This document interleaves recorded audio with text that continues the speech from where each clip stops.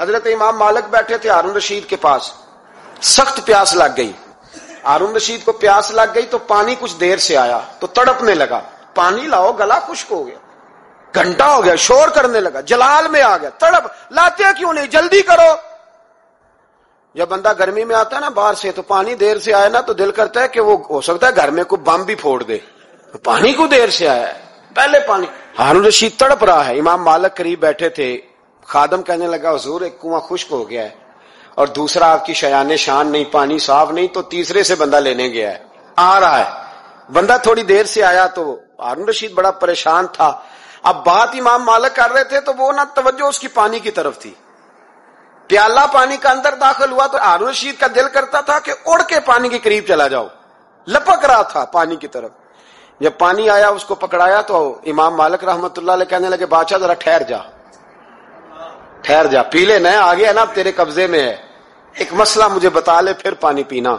ہارون رشید ایک رات پہلے نا بڑی باتیں کر رہا تھا کہ میں حکومت صحیح چلا رہا ہوں، میرے معاملات بڑے اچھے، اپنی حکومت کی تعریفیں ایک رات پہلے ہو رہی۔ اب جب پانی پینے لگا تو امام مالک اس کو رات والی بات پہ اسے سمجھانا چاہ رہے ہیں، فرمانے لگے بادشاہ رک جا، رک گیا۔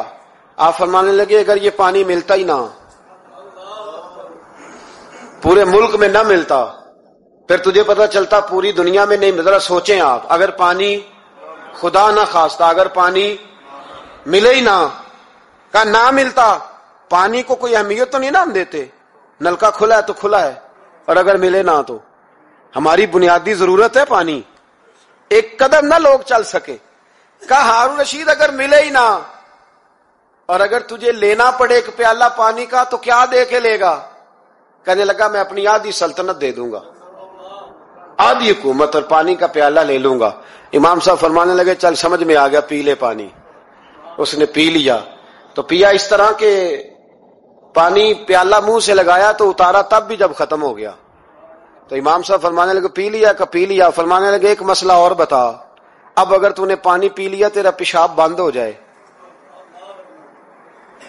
یہ پانی پینے کے بعد پھر پیشاب آنا بھی ضروری ہے، اگر بند ہو جائے تو پھر کیا دے گا؟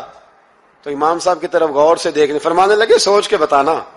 کہنے لگا حضور آدھی سلطنت باقی کی بھی دے دوں گا۔ تو امام صاحب نے رومال اٹھایا کندھے پہ رکھا، چلنے لگے۔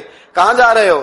فرمانے لگے اس بادشاہ کے پاس کیا بیٹھنا جس کی پوری سلطنت کی قیمت پانی کا ایک پیالہ ہے، ایک پیالہ پانی کا اگر نہ ملے تو آدھی گئی اور پیشاب نہ آئے تو باقی بھی۔ کہنے لگے تو کس سلطنت کی باتیں کرتا ہے، کل من علیہا